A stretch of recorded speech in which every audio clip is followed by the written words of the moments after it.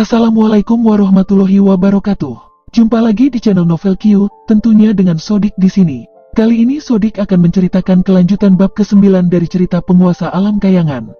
Sebelum itu, jangan lupa klik like, komen, dan share ke teman atau kerabat kamu, karena itu membantu untuk perkembangan channel Novel Q. Juga subscribe bagi yang belum, dan aktifkan loncengnya, agar kamu bisa mendapatkan notifikasi terbaru dari cerita selanjutnya. Oke, langsung saja ke ceritanya, selamat mendengarkan.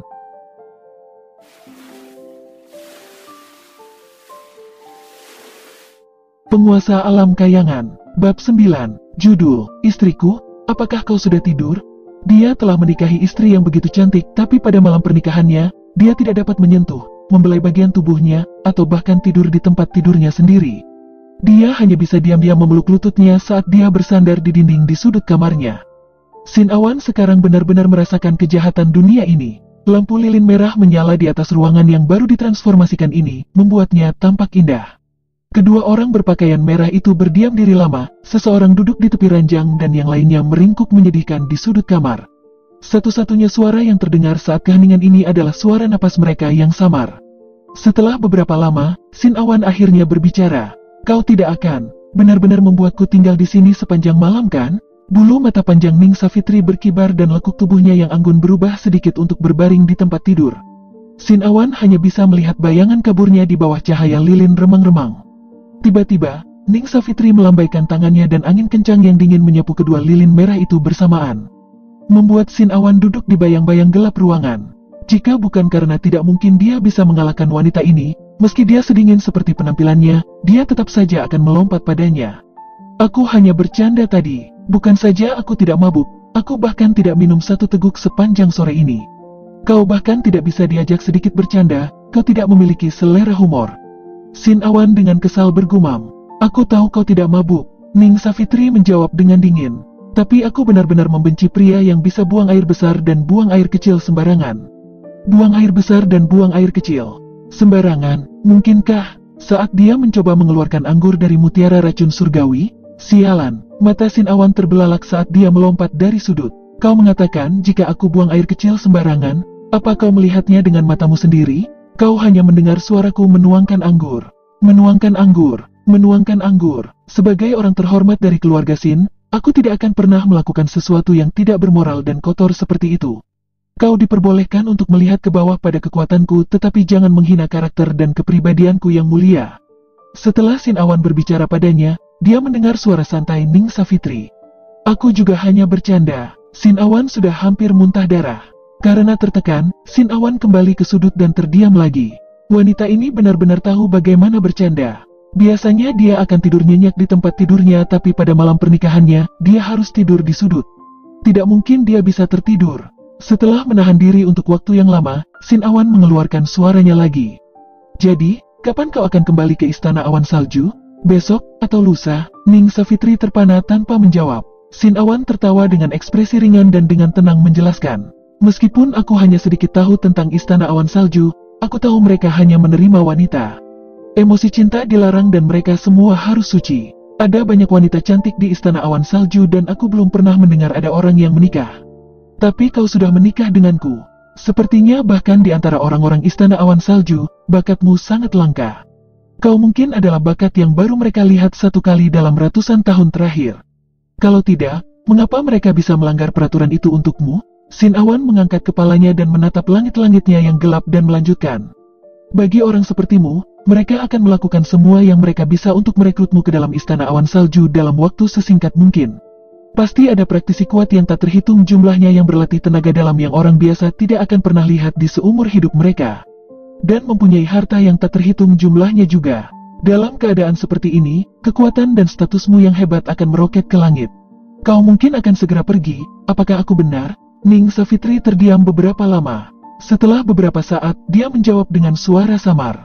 Sebulan lagi, sebulan. Ekspresi Sin Awan yang terkejut menjadi senyuman saat dia menundukkan kepalanya dan berbisik. Terima kasih, kau pasti telah memohon pada mereka. Aku ragu bahwa Istana Awan Salju dengan rela membiarkanmu tinggal dengan orang yang tidak berguna sepertiku. 1 bulan cukup lama dan kau adalah talenta berharga mereka. Di masa depan, kau bahkan mungkin mencapai tingkat yang sama dan bahkan setara dengan Master Istana Awan Salju. Orang lain mungkin menertawakanku, mengejekku, dan tidak pernah menatap mataku, tapi seseorang sepertimu yang akan memiliki masa depan yang tak terbayangkan di masa depan, bersedia menikah denganku. Kau mencoba melindungi dan mempertahankan kebanggaan seorang pria yang menggelikan sepertiku. Meskipun aku tahu, kau melakukan ini untuk membalas kebaikan almarhum ayahku, aku sangat berterima kasih padamu. Tidak perlu, Ning Savitri menjawab tanpa emosi. Tapi hatinya sedikit bergeser ke dalam dirinya saat dia sedikit tergerak oleh apa yang dia katakan. Dia sama sekali tidak salah, karena bahkan gurunya mengatakan kepadanya bahwa bakat seperti dia sangat jarang di Istana Awan Salju.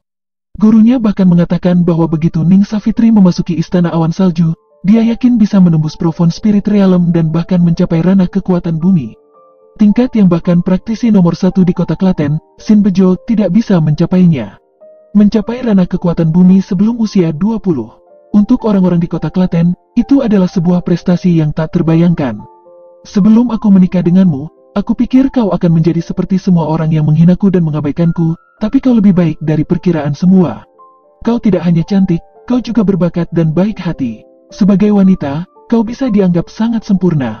Ning Savitri terdiam. Nah, karena kau baik sekali, kau pasti tidak akan membiarkan suamimu tidur di pojok pada malam pernikahanmu, bukan?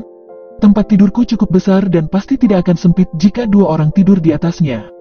Sebelum Sin Awan menyelesaikan kalimatnya, aura dingin dan pembunuh meniup ruangan dan dia berbicara. Jika kau terus berbicara sampah, aku akan mengusirmu. Sin Awan membungkam mulutnya dan dengan patuh diam dan kembali ke tempat duduk sebelumnya. Seseorang di sini, Ning Savitri tiba-tiba berbicara. Setelah beberapa saat, Sin Awan mendengar suara langkah kaki yang samar. Jika dia tidak sengaja mencoba untuk mendengarnya, dia tidak akan pernah memperhatikan jejak-jejak itu. Pemilik jejak kaki itu sepertinya tiba-tiba berhenti di depan halaman rumahnya. Langkah kaki yang hati-hati berhenti tepat di tengah halaman dan tidak melangkah lebih jauh lagi. Karena di ruangan itu Ning Savitri yang tak tersentuh. Setelah menyelinap di sekitar halaman selama setengah hari, pemilik langkah kaki itu diam seperti mereka, dengan cara yang sama dengan diam-diam menyelinap masuk. Malam itu Sin Wawan tidak bisa tidur. Dia melihat keluar jendelanya dengan ekspresi panik di wajahnya dari waktu ke waktu. Pintu terbuka dan langkah kaki Sin Agus yang tergesa-gesa masuk. Sin Wawan menyipitkan matanya dan bertanya, "Bagaimana ini?" Sin Agus dengan hati-hati menatap ekspresi Sin Wawan dan berbicara dengan sangat hati-hati. "Aku baru saja datang dari tempat Sin Awan, sepertinya Sin Awan tidak dikunci di luar." Ekspresi penuh harap Sin Wawan langsung berubah. Jantung Sin Agus berdegup kencang dan dia buru-buru berkata, "Tapi bos tidak perlu khawatir." Ning Savitri bahkan memandang orang-orang dari keluarga Yuen dengan penghinaan. Bagaimana mungkin dia menyukai Sin Awan yang tidak berguna? Meski dia tidak diusir, mungkin karena dia mengasihani dia. Dia mungkin tidak ingin dia ditertawakan. Meskipun dia berada di ruangan yang sama dengan Ning Savitri, aku ragu mereka tidur di ranjang yang sama. Dia mungkin tidur di tanah saat ini juga. Pasti begitu. Wajah Sin Wawan yang gelap dan tidak pasti menatap matanya ke arah halaman Sin Awan. Dia mengepalkan tinjunya. Ning Savitri adalah wanita yang kuinginkan, dan tidak ada yang bisa mencampuri urusanku. Secara pribadi aku akan memeriksa apa yang telah terjadi. Aku tidak akan membiarkan dia menyentuh Ning Savitri. Ya, Sin Agus cepat menjawab. Sin Awan yang digulung seperti bola masih terbangun di sudut kamarnya di tengah malam. Dia membuka matanya dan mengangkat tangan kirinya untuk melihat bagian tengah telapak tangannya. Di kegelapan, ada lampu hijau samar yang mencolok yang berasal dari mutiara racun surgawi. Di benua Papua, dengan hanya kekuatan mutiara racun surgawi, dia sendiri mengaduk dunia dalam angin dan badai, tapi juga menimbulkan kemarahan seluruh benua Papua. Namun, ini hampir menghabiskan semua kekuatan beracunnya. Mutiara racun surgawi telah menyatu dengan tubuhnya dan menjadi bagian darinya dan dia hampir tidak bisa merasakan adanya toksinitasnya yang biasa. Sebelum kematiannya, dia telah menggunakan kekuatan mutiara racun surgawi untuk membantai banyak praktisi yang kuat. Dia telah berlebihan menggunakan kekuatan mutiara racun surgawi dan kekuatan beracunnya mengering. Berlebihan dan kering adalah dua konsep yang berbeda. Jika habis, perlahan bisa kembali. Namun, penggunaan secara berlebihan sumber daya yang terkuras habis menyebabkan hampir tidak mungkin mengembalikannya ke kekuatan aslinya. Mutiara racun surgawi sekarang hanya memiliki kemampuan detoksifikasi, penyempurnaan, dan penggabungan yang paling dasar. Tentu saja, penyimpanannya tetap ada. Dengan pusat cakra yang cacat dan kekuatan mutiara racun surgawi yang terkuras, dia tidak akan pernah dipandang sebagai orang penting di kota kecil ini. Fakta yang paling tak tertahankan adalah bahwa dia bahkan tidak memiliki kemampuan untuk mewujudkan pernikahannya dengan istrinya sendiri. Jika dia ingin memiliki kekuatan, langkah paling mendasar yang harus dia lakukan adalah memperbaiki pusat cakra yang rusak. Memperbaiki pusat cakra. Ning Savitri yakin bahwa pusat cakranya yang rusak tidak dapat dipulihkan dengan cara yang biasa digunakan oleh praktisi biasa.